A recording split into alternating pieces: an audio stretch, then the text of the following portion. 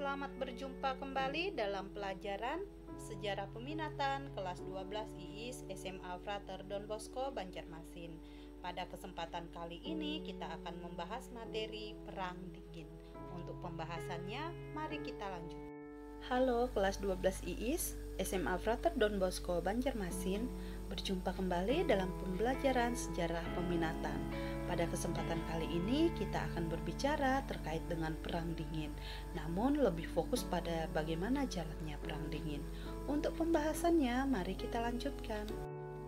Pada masa Perang Dingin, Amerika Serikat dan Uni Soviet berambisi menjadi negara terkuat di dunia. Untuk menjadi negara terkuat, kedua negara saling menunjukkan superioritasnya di dunia internasional. Adapun usaha yang Uni Soviet dan Amerika tempuh untuk menunjukkan superioritasnya antara lain persaingan politik dan ekonomi, kemudian mereka terlibat dalam konflik Berlin, kemudian berebut pengaruh di luar Eropa, dan perlombaan teknologi. Dan di bagian terakhir nanti di dalam Perang Dingin ada istilah periode detente. Dalam rangka menunjukkan superioritasnya antara Amerika Serikat dan Uni Soviet, masing-masing ingin berkuasa dalam bidang politik. Amerika Serikat mengembangkan paham demokrasi dan kapitalisme di negara yang mengalami kekalahan dalam Perang Dunia Kedua. Jadi, antara lain ada Jepang dan Jerman. Di sini Amerika berusaha untuk masuk dan mempengaruhi negara ini. Kemudian Uni Soviet mengkampanyekan pembangunan negara dengan metode terpimpin. Ini dengan catatan Uni Soviet berusaha menyebarkan pengaruhnya. Nah, Amerika Serikat kemudian menyusun strategi untuk membendung pengaruh Uni Soviet, yaitu yang dikenal dengan strategi containment policy. Ini dalam rangka untuk membendung pengaruh Uni Soviet. Tetapi Uni Soviet tidak berdiam diri. Uni Soviet kemudian menetapkan Bulgaria, Hungaria, Polandia, dan Cekoslovakia sebagai negara satelit.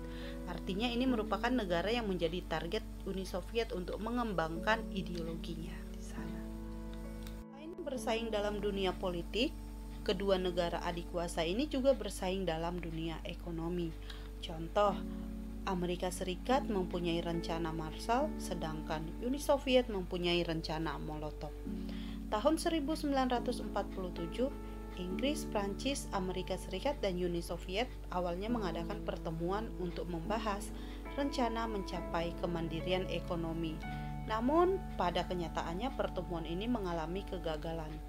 Kemudian di tahun 1947, Amerika Serikat mengesahkan program rencana Marshall, kemudian Amerika Serikat membentuk CIA dan Amerika Serikat membentuk Badan Keamanan Nasional.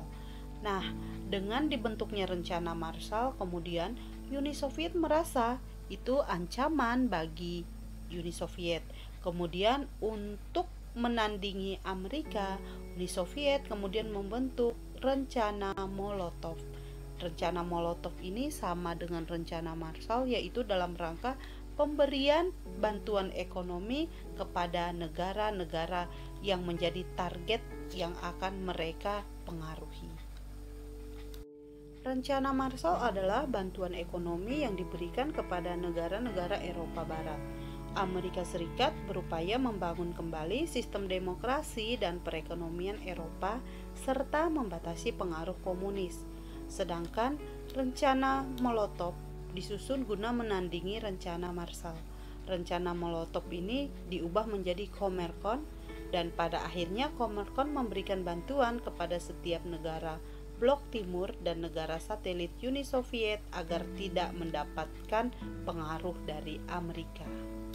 Melihat pengaruh Amerika Serikat yang sangat meluas, terutama di kawasan Eropa Barat, kemudian Uni Soviet merasa terancam. Alasan utama Uni Soviet terancam yang pertama, integrasi ekonomi Barat akan memicu negara Blok Timur untuk memisahkan diri dari pengawasan Uni Soviet. Kemudian yang kedua, rencana Marshall dituduh sebagai upaya Amerika dalam tanda kutip membeli Eropa agar berpihak kepada mereka. Dan yang ketiga, Stalin khawatir kemajuan Eropa Barat akan menimbulkan ancaman bagi Uni Soviet. Artinya dari sini kita bisa melihat bahwa pada dasarnya perkembangan yang dilakukan oleh Amerika dalam rangka memperluaskan pengaruhnya itu sangat mengancam kedudukan Uni Soviet. Selain bersaing dalam bidang politik dan ekonomi, kedua negara adik kuasa ini juga bersaing dalam fakta pertahanan. Yang pertama, ketika Amerika Serikat mendirikan Fakta Pertahanan Atlantik Utara, kemudian Uni Soviet mulai mendirikan Fakta Pertahanan, yaitu Fakta Warsawa. Amerika Serikat mendanai CIA untuk berbagai macam proyek dalam rangka melawan pengaruh komunis. Kemudian Jerman Barat bergabung dengan NATO dan menjadi anggota NATO penuh pada tahun 1955. Sedangkan Fakta Warsawa merupakan suatu aliansi yang berisi perjanjian timbal balik dalam Blok Timur.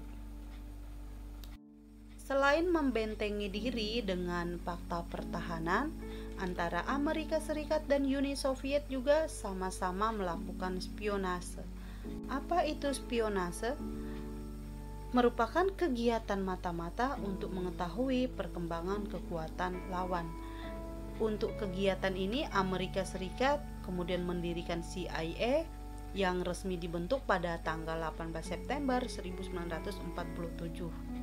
Kemudian selama Perang Dingin berlangsung, tugas CIA lebih difokuskan pada kegiatan kontra intelijen dengan sasaran beragam target seperti persenjataan nuklir, teknologi pesawat, dan lain-lain. Kemudian CIA juga mencari informasi rahasia negara lawan, serta dengan keadaan yang demikian menciptakan ketegangan dunia. Sedangkan Uni Soviet sendiri tidak mau kalah. Ketika Amerika membentuk CIA, Uni Soviet kemudian membentuk Dinas Intelijen Uni Soviet atau yang dikenal dengan KGB. Kemudian pengumpulan intelijen, keamanan perbatasan, dan melakukan propaganda itu merupakan tugas dari KGB. Kemudian mencari informasi rahasia negara lawan, sehingga dengan demikian tercipta ketegangan dunia.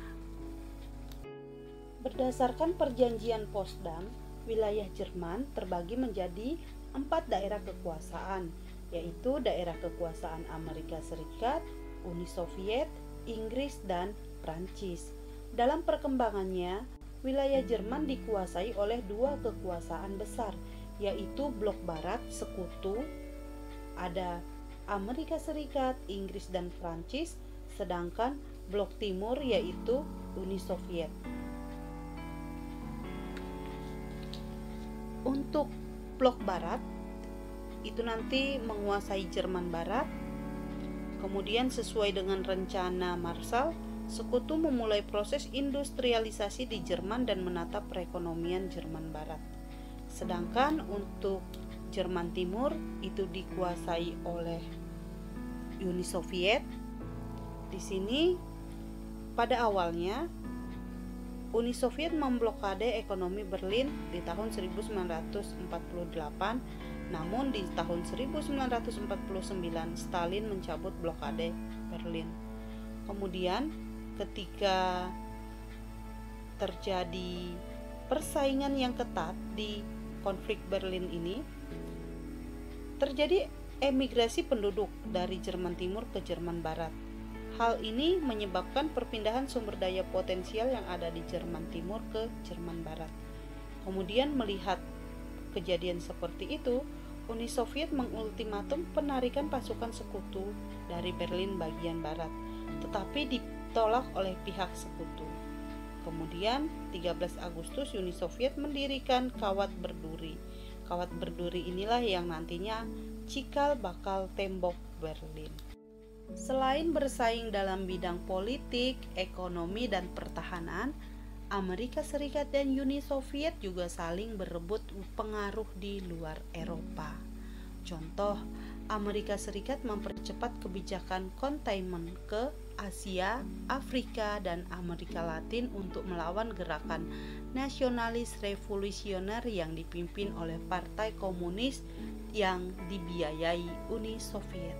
Di sini Amerika Serikat berupaya untuk mencegah penyebaran komunisme ke daerah Asia, Afrika, dan Amerika Latin. Kemudian pada tahun 1951 dibentuk ANZUS, yaitu Pakta Pertahanan Australia, Selandia Baru, dan Amerika Serikat. Pada tahun 1954 dibentuk SEATO, yaitu Pakta Pertahanan Asia Tenggara dan Amerika Serikat. Dengan demikian, banyaknya fakta pertahanan yang dibentuk oleh Amerika Serikat sehingga mereka memiliki sejumlah pangkalan militer. Hal ini juga turut memperkuat kedudukan Amerika untuk membendung pengaruh komunis. Tahun 1950 sampai awal tahun 1960-an, persaingan Amerika dan Uni Soviet semakin ketat, melakukan intervensi terhadap dunia ketiga yang sedang berjuang merebut kemerdekaan. Artinya di sini antara Amerika Serikat dan Uni Soviet memanfaatkan situasi di mana dunia ketiga saat itu berjuang untuk merdeka, sehingga mereka memanfaatkan situasi tersebut. Nah, intervensi politik serta pengiriman dan menjual senjata ke negara yang sedang berkonflik itu dilakukan oleh Uni Soviet dan Amerika Serikat. Perebutan pengaruh di luar Eropa memberikan dampak tersendiri bagi dunia ketiga.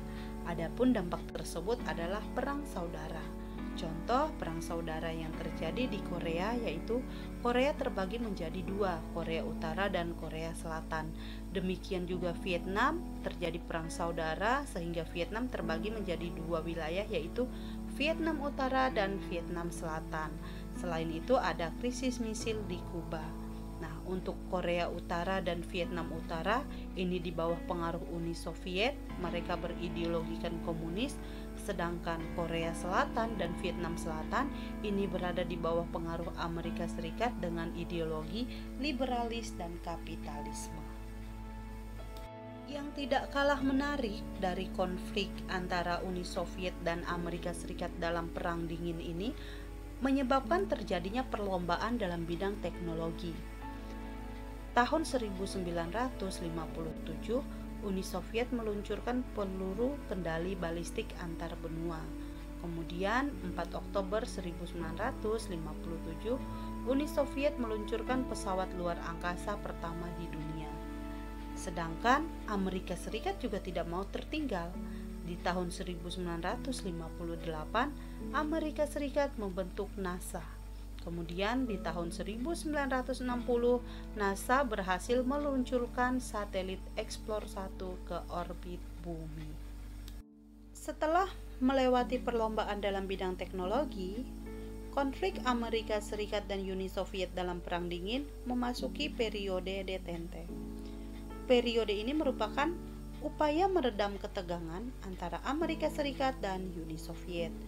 Adapun sebab yang melatar belakangi munculnya periode ini antara lain berkurangnya gaung pertarungan ideologi.